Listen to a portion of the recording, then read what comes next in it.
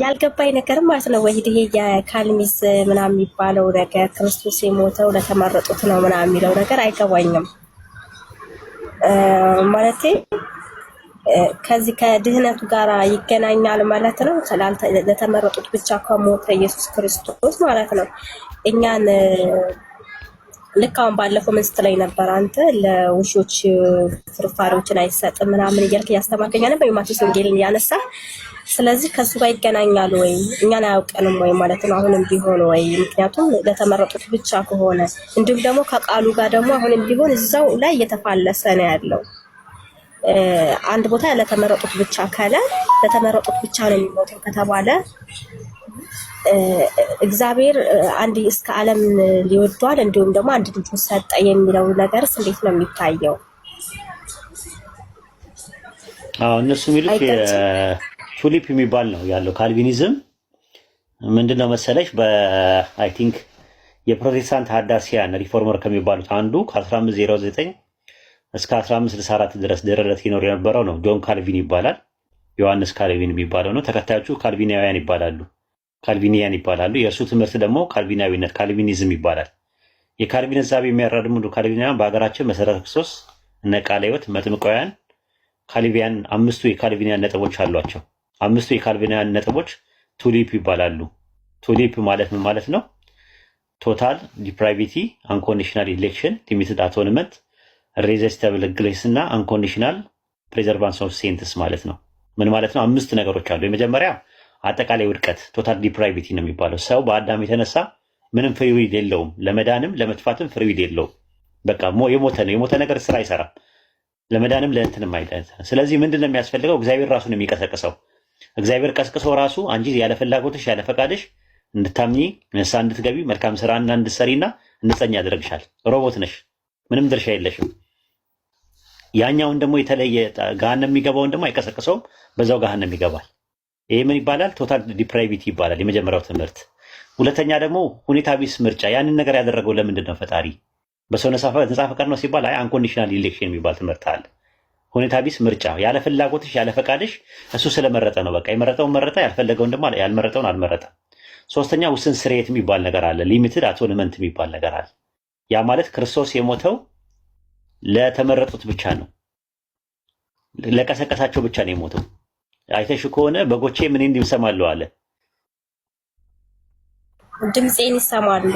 ስለዚህ በጎቼ ድምጼን ይሰማሉ ካለ በጎቹ ናቸው ድምጽ የሚሰሙት እንጂ የሚያምኑት በጎቼ ይከተሉኛል ነው የሚለው። ስለዚህ መጀመሪያ በግነት ይቀድማል። ሰዎች የሚያምኑት በግ ሲሆኑ ነው እንጂ ስላመኑ አይደለም በግ የሚሆኑት በካልቪን ትምህርት። አራተኛው ደግሞ የማይገታ ጸጋ የሚባል ነገር አለ። ኢሬዚስቲብል ግሬስ ይባላል። እሱ ደግሞ ምንድነው? አንቺ አለመጽናት አትችይም። ዋን ሴቭ ኦልዌይስ ሴቭድ ነሽ። አንድ ጊዜ ዳነ ሁሉ ጊዜ ይድናል እና መክዳት አትችይም። መክዳት ምናምን ነገር አትችይም። በቃ እግዚአብሔር በቃ ሮቦት አድርጎሻል። አንቺ እንድትጸኛ ያደርግሻል። መልካም ስራ የሚያሰራሽም ራሱ ነው። አንቺ ምንም ነገር እጅሽ የለበትም። በጸጋው ነው የምትሰሪው። ሮሞ ማለት እንትን የሚልሽ ማለት ነው። አምስተኛው ደግሞ ሁኔታ ቢስ የቅዱሳን ጽናት ይብላል። አንኮንዲሽናል ፕሪዘርቫንስ ኦፍ ሴንትስ ይላል። በቃ አንኮንዲሽናል ነው። ሲጸኑ ኮንዲሽናል አይደለም። በቃ እሱ ራሱ ነው የሚያጸናቸው፣ ፈልገው አይደለም የሚል ነገር አለ። ይሄ ምን ይባላል? የካልቪን ቱሊፕ ይባላል ትምህርቱ ማለት ነው። ከዛ በኋላ ነው በኋላ ላይ ደግሞ የእሱን ትምህርት የሚቃወም ሰው ተከሰተ ማለት ነው። የእሱ ተማሪ የነበረው ቴዎድሮስ ቤዛ የሚባል አለ። የካልቪን ተማሪ ነው። በ1591 ደረለት የታድሶ ሀዳሲ በመሆን የተነሳው የደች ተወላድ የያዕቆብ አርሜኒየስ የሚባለው የእሱ ተማሪ ነው። የካልቪን ተማሪ ነው። አሁን የያዕቆብ አርሜኒየስ የሚባለው የአርሜኒየስ ተከታዮች ደግሞ አርሜኒያን ይባላሉ። ትምህርቱ ደግሞ አርመናዊነት ይባላል፣ አርሜኒዝም ይባላል ማለት ነው። የአርሜን እሳቤ ደግሞ 5 ናቸው። የካልቪንን ነጥቦች የሚቃወሙ ነው። 5 ሰነዶች ናቸው በ1630 ላይ የነበሩት። 5 አርቲክል ኦፍ ሮሜኒያንስ የሚባሉ 5 የተቋሙ መጣጥፍ የሚባሉ 5ቱ ደግሞ እነሱ ደግሞ የተለዩ ናቸው። የመጀመሪያው ሁኔታዊ ምርጫ ይባላል። ኮንዲሽናል ኢሌክሽን ነው። አምላክ የሚመርጠው አንድ ሰው ንስሐ ሲገባና ሲያምን ነው። ልክ እንደ ሙስሊሞች ማለት ነው።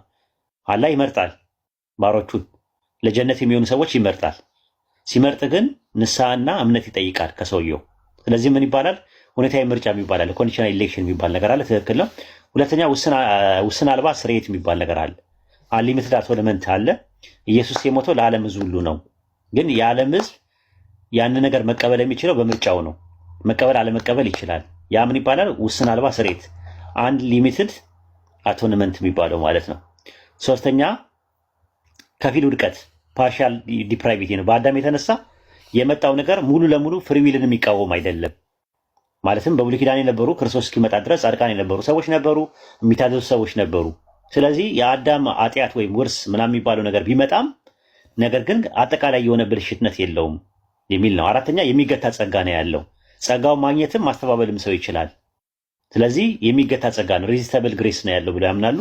አምስተኛውና የመጨረሻ ደግሞ ሁኔታዊ ቅዱሳን ጽናት፣ ኮንዲሽናል ነው። ነገ ጠዋት ባክስ ላይ ሊያደርጉ ይችላሉ፣ ሊያዳልጡ ይችላሉ። እስከ መጽናት አለመጽናት የእነሱ ምርጫ ነው ብለው ያምናሉ። እነዚያ አምስቱም ሁለት ካልቪኒዝም እና አርሜኒያኒዝም ተብለው ለሁለት ይከፈላሉ። ፕሮቴስታንት ውስጥ ያለው ጎራ ማለት ነው። የሚገርም ነው። እኔ በየትኛው እንዳለሁ እኮ ራሴን እየመረመርኩ ነው። አይገርምህም? አይ በቃ አርሜኒያን ይሻላል፣ አርሜኒያኒዝም ይሻልሻል ከካልቪኒዝም። ከእስልምና ጋር የሚቀራረበው እሱ ነው ያው ማለት ነው። ያው እኛ ሊበርቴሪያን ፍሪዊል አንቀበልም፣ ፌታሊያን ደግሞ ዲተርሚኒዝም አንቀበልም። ታውቂያቸዋለሽ ሁለቱ? ሊበርቴሪያን ማለት አርነታውያን የሚባሉ አሉ፣ አርነታውያን የሚባሉ አሉ። አርነታውያን የሚባሉት ፍሪዊል አለ፣ በፍሪዊሌ ጀነትም ጀሃነምም መግባት እችላለሁ።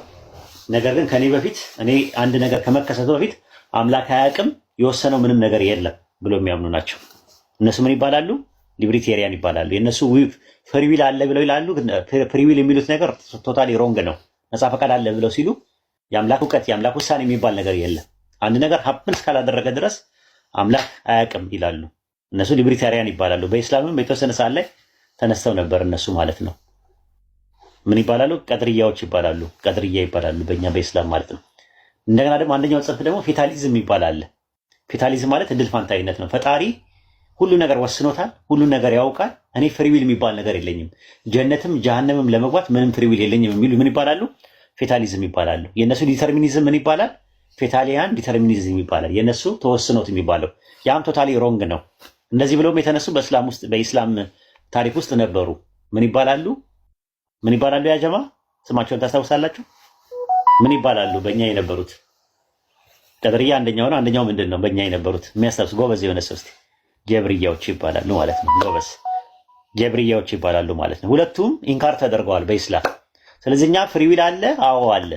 ዲተርሚኒዝም አለ፣ አዎ አለ። ያለ ውሳኔ አለ፣ እውነት ነው አለ።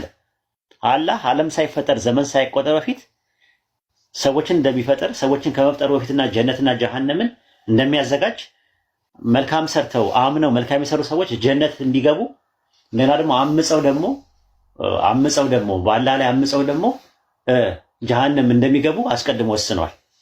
ከዛ በኋላ እዛ ነገር ውስጥ መግባት አለመግባት የሚባለው ደግሞ ሙፈሰል ሆኖ በተናጥል ደግሞ መጥቶ እዛ ነገር ውስጥ መግባት የሚችል ሰው ደግሞ ራሱ ምርጫው ነው ራሱ ማለት ነው። አሁን ሲወስን አላህ የወሰነው ምንድነው? ጀነትና ጀሃነምን እንደሚያደርግ የጀነት ሰዎችና የጀሃነም ሰዎች እንደሚኖሩ አስቀድሞ ወስኗል። እዛ ነገር ውስጥ ደግሞ መግባት አለመግባት ደግሞ የግለሰቦች ነፃ ፈቃድ ተሰጥቷቸዋል። ማሂ የምትባል ዓለም ሳይፈጠር ዘመን ሳይቆጠር በፊት ጀነት ትገባለች ጀሃነም ትገባታለች ብሎ አልወሰንም። እንደዚህ አይነት ውሳኔ እንደዛ ከሆነ ምርጫ የለሽም፣ የት እንደምትገቢ ያውቀዋል። ነገር ግን የወሰነው ምንድነው? ሙጅመል ነው የወሰነው፣ ጥቅላዊ ነው የወሰነው።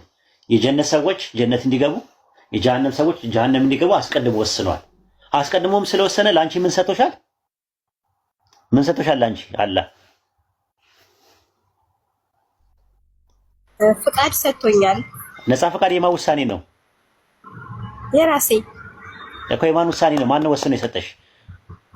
ፈጣሪ ነው የሰጠኝ። ፈጣሪ ነው። ያንን ስለዚህ አይነጣጠሉም። ያላህ ውሳኔም የሰው ነፃ ፈቃድም ኮምፓቲብል ነው። እኛ ኮምፓቲቢሊስቶች ነን። ኮምፓቲቢሊስት ማለት ምን ማለት ነው? የመሳ ለመሳ የሚሄዱ ናቸው። ፍሪዊልና ያላህ ፈቃድ የሚጋጩ ነገሮች አይደሉም። መሳ ለመሳ የሚሄዱ ናቸው። አንደኛው ጠቅላይ ነው፣ አንደኛው ተናጠል ነው ብለን ነው የምናምነው። ይሄን ይመስላል ትምህርታችን። እሺ በጣም አመሰግናለሁ። አይ በጣም አሪፍ ነገር ነው የወሰድኩት። ቴንኪው ኡስታዝ። ምንም አይደለም። ሪስፔክት